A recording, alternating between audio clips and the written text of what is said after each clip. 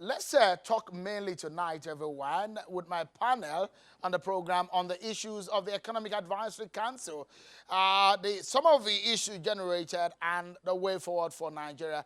I'm now being joined from our Abuja studio by a former lawmaker, congressman, Honorable Bimbo Daramola, joins us from our Abuja studio. And also we have an economist, Mr. Johnson Chukwu. Thank you so much, gentlemen, for coming on tonight. We know, Mr. Congressman, Mr. Daramola, sure, that the Economic Advisory Council is constitutional. The Economic Management Team is ad hoc. Perhaps was a prerogative of the president to set it up. But, for example, Professor Mongalu said the EMT failed. What do you have to say to this idea? Okay, I understand that Congressman is not able to hear, but let me take that question to Mr. Johnson Chukwu. Mr. Johnson Chukwu, talk to us about that. The ad hoc setting up, and some people will feel that the EMT failed, and the EAC, the Economic Advisory Council. Your view on that? A good drive for the president or the nation? Well, in the first place, many of us have agitated that the president should set up an Economic Advisory Council. That the first time of the president was weak on economic policy or execution of economic policy. And we are looking forward that the president will come up with a very strong economic team that will provide some basic knowledge base that will drive economic growth beyond the less than 2% growth we have experienced the past couple of years. So it was for us a positive thing that we now have a team of seasoned economists who have very strong public and private sector experience and who we believe have the right knowledge base. Not only that, they also have free market economic orientation. And one of the things we think that hobbled the government economic activity the first time was because most economic activities of the government or economic plan of the government were largely state-based or command and control-based economic orientation. And the world has moved away from that era. So it's actually a thing of, it's a pleasant thing for most people who have done economy, that we have a team of economists who will likely prefer the right recommendations to the president. Well, I mean, let's look at this. Okay, I think I should go to our Abuja studio before I come back to you, Mr. Chukwu. Congressman, talk to us about what you make of the decision of President Buhari, the dissolution of the EMT, the setting up of the Economic Advisory Council, and the politics of it. A lot of people are perhaps not talking about that. There's a huge politics of it. If you look at the makeup of the EMT, I mean, if you look at the list and the names of those who are on that list, what do you make of it? Well, let me thank you very much, Sean, for giving me the opportunity to share my thoughts about this. First and foremost, let me say that, like you said before you brought me into the studio, this would come across like a new precedent. It would suggest, first and foremost, and it's humbling too, to see that the president is prioritizing the matter of economics and economy. And it's humbling in the sense that it shows that this president kind of listened. Up until now, the suggestion in town has been that, oh yes, the president doesn't listen. And this is not patronizing. I mean, this is what we hear in town. Oh, the president doesn't listen, or is flying at tangent with his people and this and that. But when I heard that news yesterday, or when the news broke yesterday, the first thing that hit me was that, okay, in quick succession, the president has done two things that would suggest that he seems to be in touch, or he wants to be in touch, or on top of the situation. One is response to the xenophobic attacks in South Africa. He took it calmly, even though I felt that, okay, a more boisterous president will have probably followed the kind of suggestion that I thought. But then he took it calmly, and he seemed to be riding the storm right now.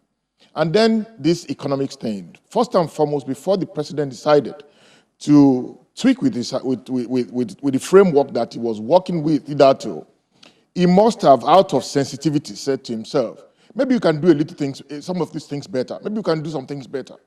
And then you go straight away into the composition of that council.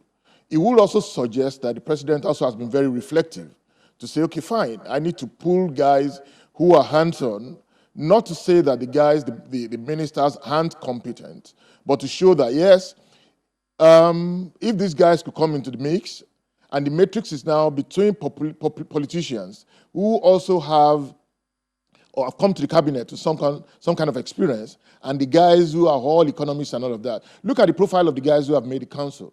You can't fault somebody like Chuka Chukwu. You can't fault some of the guys who are on that list. But what I would expect going forward is that the president will also ensure that there's a seamless handshake between the ministers and the guys who will still be the guys who will interpret. Don't forget that these guys are just advisory in capacity. You would expect that there's a seamless handshake between the guys on the field, and those are the politicians, the ministers, the permanent secretary people, and the CBN, and then the NNPC and all of that. That must happen. If that doesn't happen, it will portend a lot of conflict in the system. It would, and I expect that people will not begin to carve territories. When people begin to get territorial, oh, these guys are beginning to, there's an incursion into my territory, the idea behind the council may be defeated. And I will expect that in quick turnaround time, let me also say this is one of the reasons why it's humbling. The president probably is living the realities of the fact that he doesn't have 4 years anymore. President Buhari is not going to be on the ballot anymore. And I should also be quick to add this to it. President Buhari is not going to be judged by history and posterity, by the membership of the party that he belongs to. It will be judged by the quality of Nigerians that he lifts out of poverty. He said he's going to lift 100 million people out of poverty and give them jobs in 4 years. This is the job that is carved out for these guys to do. And all of those things that we would have to do, he doesn't have all of the time anymore, and there's no second time anymore. So I think President Buhari is living the consciousness of his place in history. Let me go back to Mr. Chukwu. Mr. Johnson Chukwu, tell us about some of the decisions that have been made recently by the president. And we are hearing stuff from also the CBN. The increase, proposed increase of the VAT, which the government says is intent to get more funds. Don't forget that in 2020 budget being proposed, the government says that over 1 trillion naira will have to be borrowed to finance, to support that budget. With what is on the ground, what would you say should be the first agenda on the table for the Economic Advisory Council to tackle urgently? Okay, before I answer that, I want to find a note of, let me call it, not call it a note of warning, but an advice to Nigerians. The Economic Advisory Council is an advisory council. It's not an executive arm of the government. They do not have powers to execute. The best they can do is to advise government on policy direction. Having said that, I think the first thing to consider is a restructuring of the fiscal environment. If you look at the Nigerian fiscal system environment, you realize that we have a fiscal plan that is not sustainable. Look at, let's take, for instance, the 2018 actual budget. If you look at the 2018 actual budget, you'll observe that there was actually as much as 3.5 billion naira.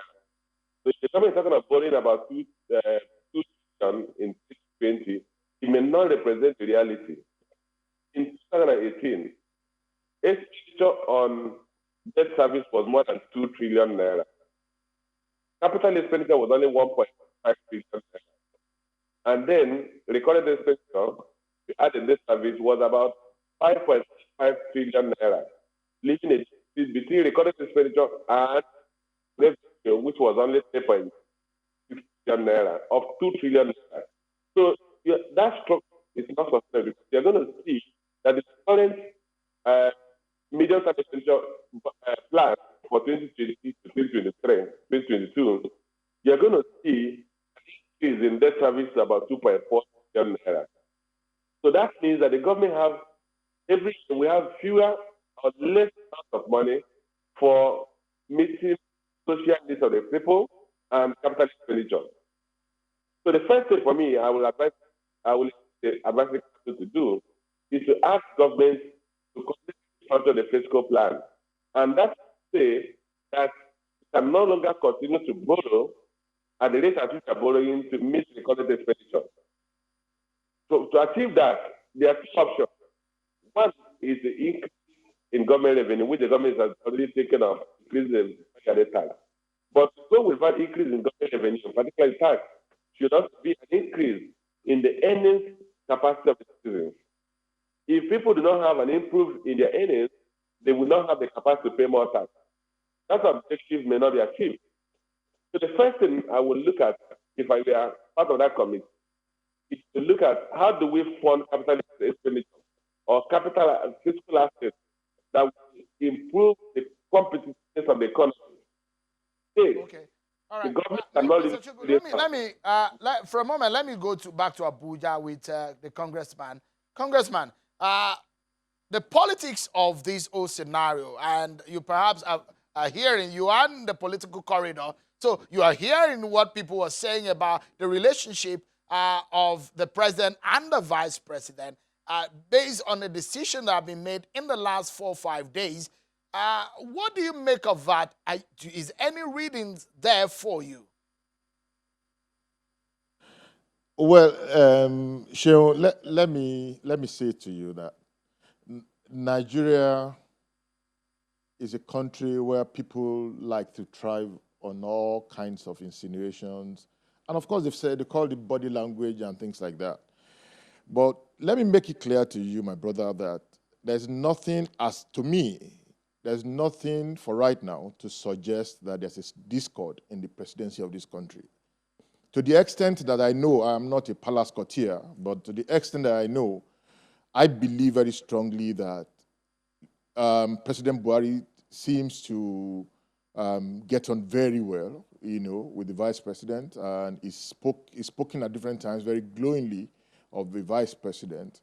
And I'm not too sure there's anything to suggest anything. But don't forget that this is not the first time that this kind of a thing is going to happen in this country. Even though it went full blast between 2003 and 2007. And President Obasanjo at some point, when I was in the villa around that time too, President Obasanjo at that time, had to say something. There are no two presidencies. Wherever I go, I drag my I go with my vice president. And of course, the spokesperson for the president tonight only just informed us that there's no discord between the two helmsmen. And of course, there's only one president anyway. Let me butt and there's no contention about that. Congressman, apologies, Congressman. Let me ask you, why do you think the politics of 2023 has come? It just barely finished the politics of 2019 elections. Why do you think the politics of 2023 presidency has become a big deal now? Well, again, without trying to dive and duck, let me say to you very clearly that politicians are ever known to be thinking of the next election. But statesmen are always looking out for the country, the people, and how it gets better for them. It will be preposterous of anybody at this point in time, just less than 1 year into the second term of President Buhari, for anybody to be, there will always be permutations anyway. And of course, there are permanent politicians, there are people whose interest is first and foremost themselves. And in the mix of things, those kind of people may not, they will permanently be, even from the day of the last election, they will practically be putting a whole lot of things on the table. I will expect that any of these politicking things should wait till 2021, 2022. And I will expect that people will not distract this administration. Let them, at least in the interest of the 185 million people, or if you want to bring it closer home, the 20-something million people who voted at that election, regardless of whether they voted President Buhari or they voted anywhere else, but they came out on the day of election. let us live the realities of the fact that those guys stayed in the sun to exercise that franchise. And let us respect them. We'll go on a least for the break next... now. We'll go on a break, Congressman, but touch on this in 20 seconds. Could there be any doubt, after President Buhari has spent 2 terms as a northerner from the Northwest, with his zoning arrangement in our political climate, could there be any doubt that the political will go south?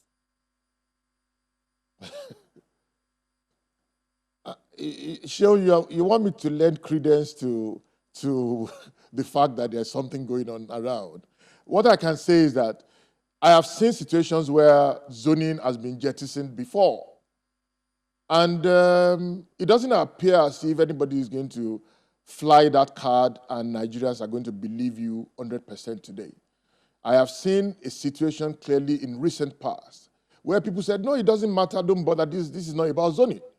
And so we cannot approbate and reprobate. I will want the best man for the job. That's what I think right now. If people have defeated zoning in practice and in principle, in violation of the Constitution in the past, I don't expect that will be your trump card going forward. I will expect that, first and foremost, let me go back to what is material at this point in time. So let me pause the apology because of time. I'll allow you to land on that thought, Congressman, because we need to go on this break. I wanted you to touch on it in 30 seconds, but it does look like it's not a matter that you will say in 30 seconds. We'll come back to the issue of what President Buhari is doing, his activities, and the reaction that is being generated. Don't go anywhere. My panel is still on the program. We'll be right back. Thank you so much, everyone, for staying with us. My panel is still with me on the program, Mr. Johnson Chukwu, an economist, and Congressman, Honorable Bimbo Daramola from Abuja studio. Thank you so much. Let me allow you to land on that thought, Honorable Daramola, in just 30 seconds. You were going to say something which I cut into. Congressman. Well, I believe very strongly that we have an obligation to the people. Anybody who's been invested with the thrust and the mandate of the people should live the realities of that mandate.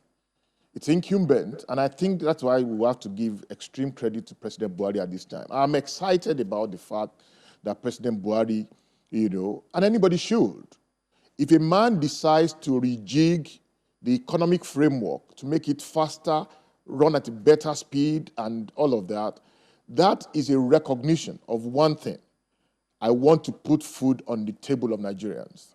I want to ensure that security is taken care of and fought headlong. I want to ensure that they travel in safety. I want the roads to be better for them. That is one judgment call that President Buhari has responded to. And I expect that, we should expect that, yes, politicians will always politic, particularly the professional politicians. But we have an obligation at this time. I'm moving forward.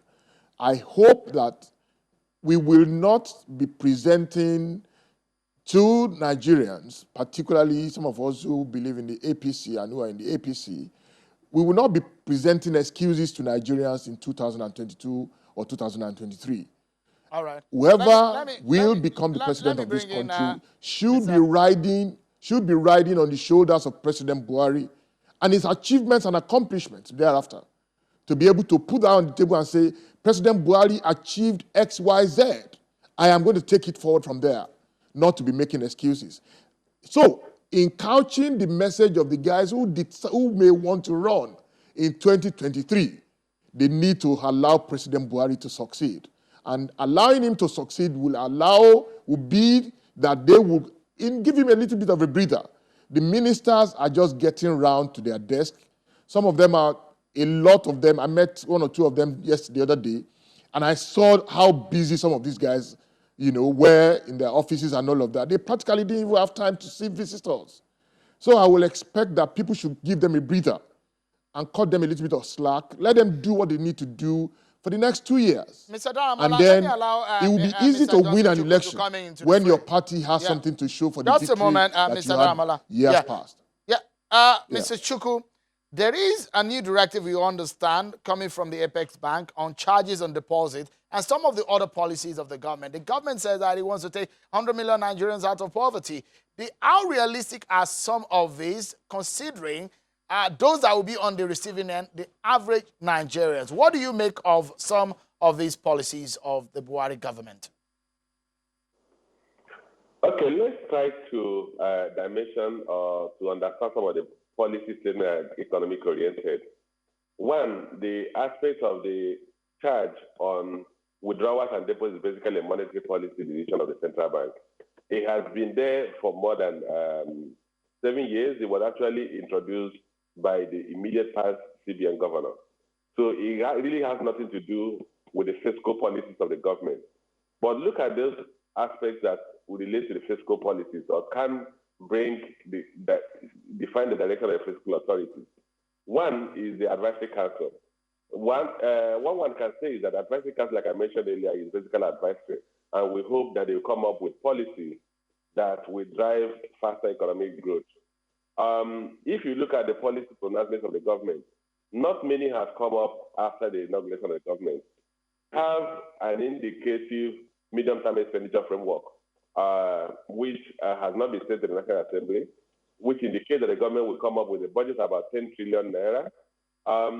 Until that goes to and then the other aspect that can actually relate to has direct bearing on the economy is the proposed increase in value-added tax to 7.2%. I'm hearing 7.2%, people are quoting 7.5%. But that will also go through legislation and will not take effect until 2020. But the basic thing that we are hoping with the inauguration of the cabinet, we will now begin to hear policy pronouncements that will define whether the government will have the capacity to take 100 million people out of poverty, which translates about 10 million people every year. Today, the economy is growing about 1.94%, and that growth rate, when compared to the population growth rate of about 2.6%, more and more people go into poverty instead of being taken out of poverty. So we need to grow the economy at a rate that is at close to double digits for you to begin to take people out of poverty and not to reduce the level of unemployment. Okay.